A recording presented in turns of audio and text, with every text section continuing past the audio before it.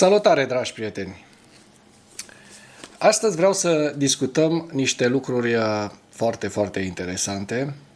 V-am mai prezentat acest manual al dezinformării, al dezinformației rusești și în alte ocazii și consider că ar trebui să vi-l mai prezint odată și să discutăm despre dezinformarea rusească, dezinformația rusească, pentru că este un subiect foarte, foarte important, așa cum veți vedea al analizei noastre de astăzi, având în vedere ultimele evoluții, ultimele știri, ultimele interviuri, mai ales cel al lui Steve Witkoff, trimisul special al lui Donald Trump, care, așa cum veți vedea, a făcut niște declarații uluitoare, în sens negativ, niște declarații foarte, foarte șocante pentru mine și, după părerea mea, Donald Trump ar trebui, chiar și pentru Donald Trump sunt niște declarații șocante și ar trebui Donald Trump neapărat să îl dea afară pe acest om, pentru că face clar interesele Rusiei. Și nu o face așa simplu, o face cu toată convingerea. Dar înainte de acest lucru aș vrea să vă arăt un lucru foarte, foarte interesant. Este vorba despre un manual KGB, manualul KGB-ului. Cum noi suntem practic făcuți după un manual standard, tot ceea ce diferă este metoda, adică faptul că suntem pe online, faptul că avem alte metode și altă viteză de transmitere a mesajelor. Departamentul A, KGB. 15.000 de ofițeri în 1983. 25% erau ofițeri KGB și... Acest lucru găsiți și în acest manual. Dezinformare. Primul punct, în scurtul ghid, zice: căutați vulnerabilități în societatea țintă. Fisuri, controverse, divizare, economic, social, lingvistic, etnic sau regional. Sună cunoscut? Da. Perfect. 2. Ungurii, homosexualii... 2. Creați o minciună mare. Minciuna trebuie să fie îndrăzneață și scandaloasă, încât nimeni să nu creadă că poate fi inventată. Vă sună cunoscut cu ceea ce s-a întâmplat, ceea ce se întâmplă în continuare în campania electorală românească? Vă întreb pentru că foarte multă lume încă nu conștientizează pericolul rusesc, care continuă și va continua și în această campanie electorală și la alegerile din luna mai. Deci mare atenție la lucrurile acestea, pentru că sunt foarte importante. 3. Introduceți în marea minciună o bucată de informație adevărată. Scopul este validarea dezinformării. Dacă o bucățică este adevărată, atunci întregul este adevărat. 4. Ascunde identitatea ta ca sursa dezinformării. 1983. Zici că vorbim acum despre ce este pe net, cu boți și cu conturi false, da? 4. Ascunde identitatea ta ca sursa dezinformării. Fă să pară că toată povestea vine din altă parte. Pozează într-un distribuitor inocent și indică sursa externă. Nu e de la mine, nu eu am zis. Manual KGB din 1983. 5.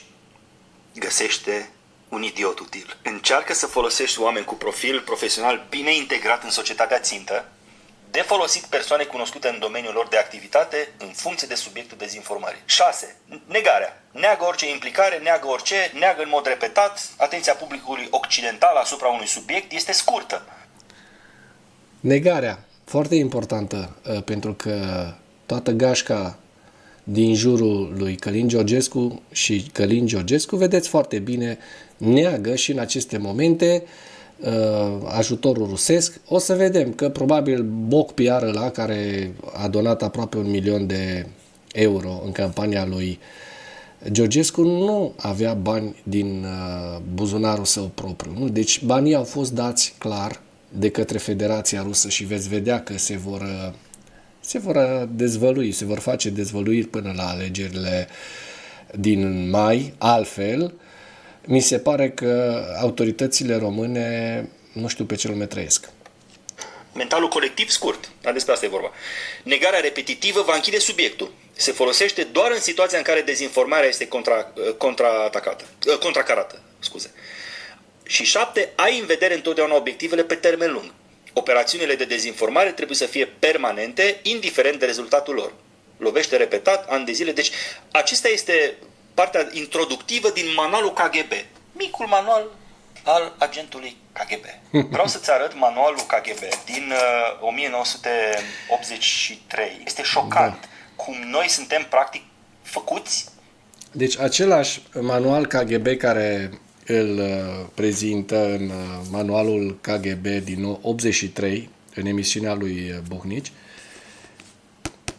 îl găsiți și în această carte, exact aceleași metode, scrisă de Ioan Mihai Pacepa și Ronald Richlack, care au explicat și ne-au spus exact cum lucrează, după ce tipar și după ce formulă lucrează KGB-ul. Am vrut să vă arăt așa, ca să pe înțelesul tuturor, în 7 puncte și aceste lucruri, pentru a nu mai avea nicio emoție în acest sens. Acum vreau să trecem la un subiect care, sincer, mă dezamăgește foarte, foarte mult. Statele Unite ale Americii mă dezamăgesc foarte mult. Pe de o parte ne arată această reclamă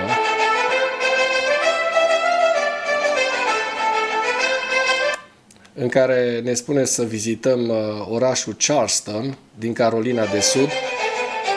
Da?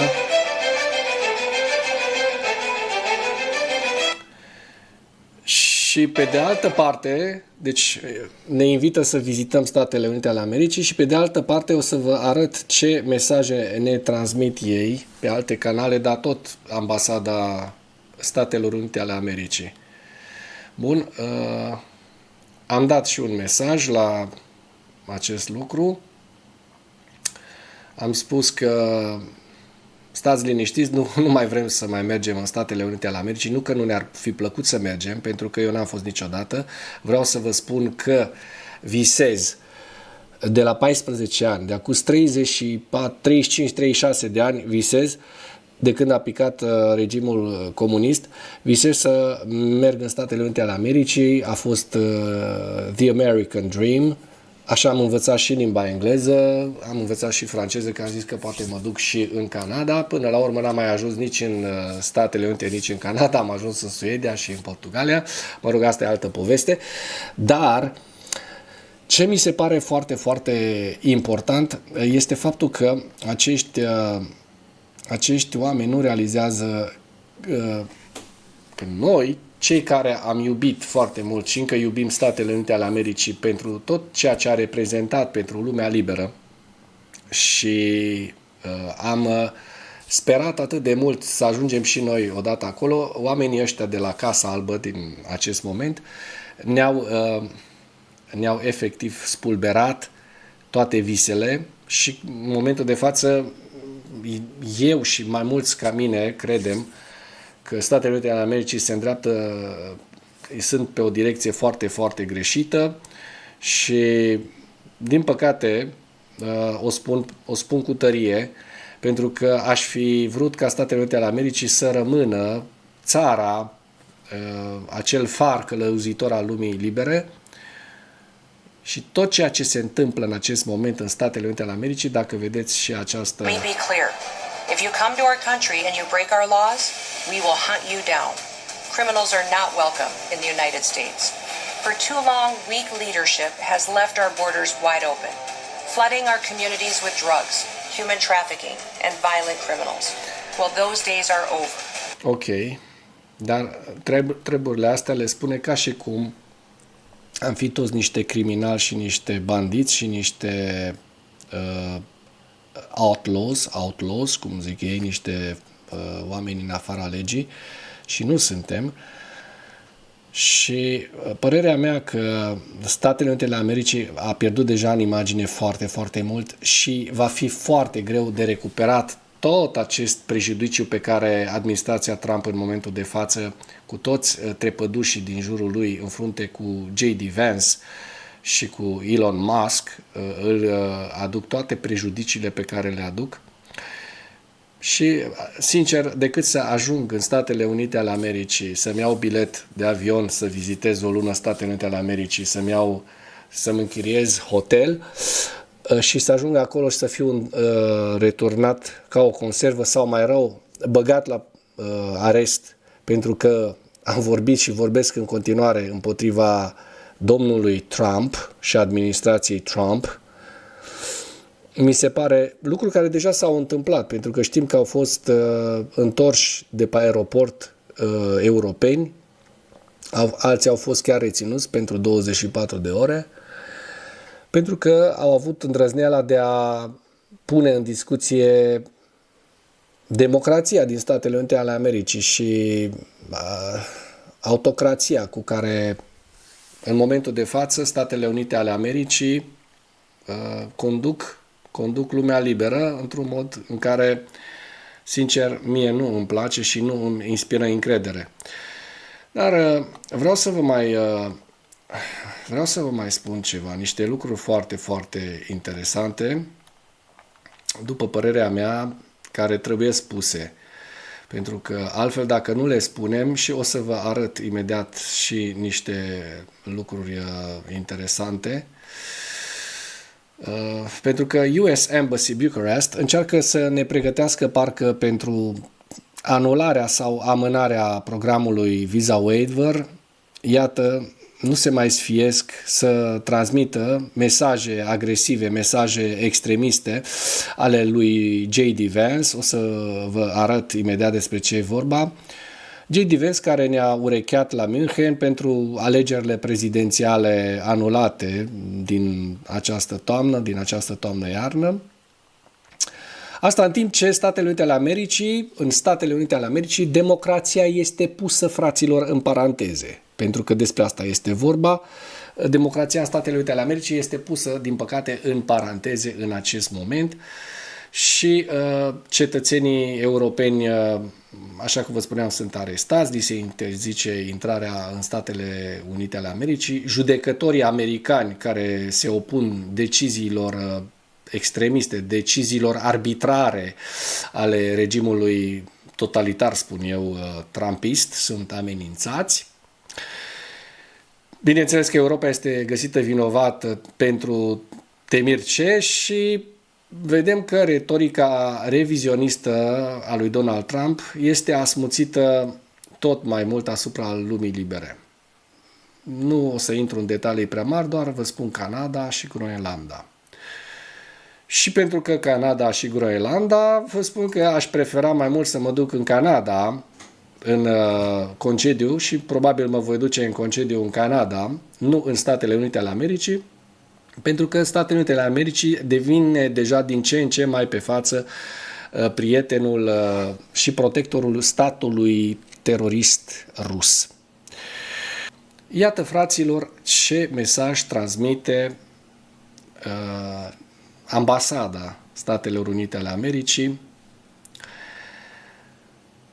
în România, la București, mesajul lui J.D. Vance, care spune: am ajuns desigur în punctul în care situația a devenit atât de gravă încât în decembrie anul acesta România a anulat rezultatele alegerilor prezidențiale pe baza unor suspiciuni șubrede, spune J.D. Vance, la München, ale unui serviciu de informații și a presiunii enorme din partea vecinilor săi occidentali.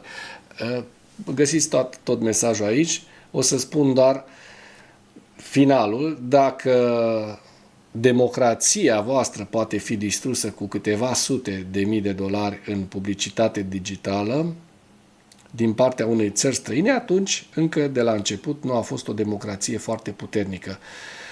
Cine transmite lucrul acesta? US Embassy Bucharest. Și atunci, asta a fost ieri, s-a fost transmis acest mesaj ieri, și atunci mă întreb dacă, după aia l-au șters, că nu mai apare dacă intrați pe US Embassy, acest mesaj nu mai apare. Da? Pe pagina, aici am adăugat eu, US Embassy Bucharest, preia mesajul J.D. Vance, dar acesta a fost mesajul pe pagina US Embassy Bucharest, așa cum se vede, un print screen. Am apucat să fac un print screen. Bun. Și acum să discutăm despre ce s-a întâmplat în Statele Unite ale Americii la interviul pe care Steve Witkoff, trimisul special al lui Donald Trump, l-a dat la Tucker Carlson. sunt vorbitori de limba rusă și au fost referendumuri. Witkoff, pagalul, propagandei rusești, legitimând pretențiile lui Putin în Ucraina. Spun jurnaliștii de la Kyiv Independent cu bune dreptate, pentru că, din păcate, așa cum o să vedem în acest articol, Steve Witkoff are mai multe ieșiri în decor, ieșiri ale propagandei putiniste. Deci omul ăsta este un idiot util, așa cum era prezentat parcă la punctul 5 în manualul KGB de dezinformare din 1983. Reprezentantul special al SUA în Orientul Mijlociu, Steve Witkoff, care a devenit recent o figură principală în negocieri privind Rusia și Ucraina, a dezvăluit informații despre discuțiile de încetare a focului aflate în desfășurare între Moscova și Washington. Într-un interviu pe 21 martie cu comentatorul politic de extremă dreaptă american Tucker Carlson, Witkoff a replicat în mod deschis propaganda rusească și a fost de acord cu majoritatea punctelor ale discuției Kremlinului, punând și mai mult la îndoială dacă Ucraina se poate aștepta să obțină o încetare a focului în condițiile sale. Cred că cea mai mare problemă în acest conflict sunt așa numitele 4 regiuni Donbass, Crimea și mai sunt 2, a spus Witkoff, referindu-se aparent la regiunile Donetsk, Lugansk, Kherson, Zaporozhye și Crimea, ocupate complet de Rusia, Crimea ocupată complet în 2014, sau altele parțial ocupate de către Rusia. Ei sunt vorbitori de limbă rusă și au existat referendumuri în care majoritatea covârșitoare a populației a indicat că vor fi sub stăpânirea rusă, a adăugat Witkoff, omițând circumstanțele din jurul referendumurilor false, așa cum știm, ale Rusiei, sub amenințarea armei din Crimea ocupată și din Ucraina ocupată, din zonele de război ocupate, din zonele din Ucraina ocupate. După începerea războiului total a Rusiei, Moscova a ocupat părți din sudul Ucrainei, Zaporozhye și oblastele, regiunile Kherson în 2022, ucigând mii de oameni și distrugând orașe și alte localități mai mici. Acest lucru s-a întâmplat în estul Ucrainei, unde Rusia a avansat în continuare în regiunile Donetsk, Lugansk și o parte din care a deținut încă din 2014. În septembrie 2022, Rusia a anexat cele 4 regiuni ucrainene în urma unor referendumuri false sub amenințarea armei, respinse de comunitatea internațională ca fiind nule. În videoclipurile publicate online, votul a fost asigurat de către armata rusă sub constrângere, așa cum știm. În regiunile ocupate, forțele ruse au terorizat în mod sistematic civili ucraineni cu răpiri și ucideri, comițând crime de război precum violul și tortura. Rusia continuă să șteargă în mod constant identitatea ucraineană a oamenilor și urmărește oponenții rusificării forțate, în timp ce conscrie forțat bărbați, mobilizează, de fapt, în mod forțat bărbați pentru luptă în armata rusă. Ucraina continuă să controleze capitalele regionale Zaporozhye și Kherson, acestea fiind eliberate la finalul lunii noiembrie 2022, așa cum știm. După eliberarea capitalei regionale, mii de oameni au ieșit în stradă la sărbătoare, ca să reamintim lui Tucker Carlson și lui acestui berbec pe nume Steve Witkoff, că iată, există știri de pe vremea aceea în care oamenii chiar au ieșit în stradă și s-au bucurat de eliberarea ucraineană de sub dominația rusească. Iată.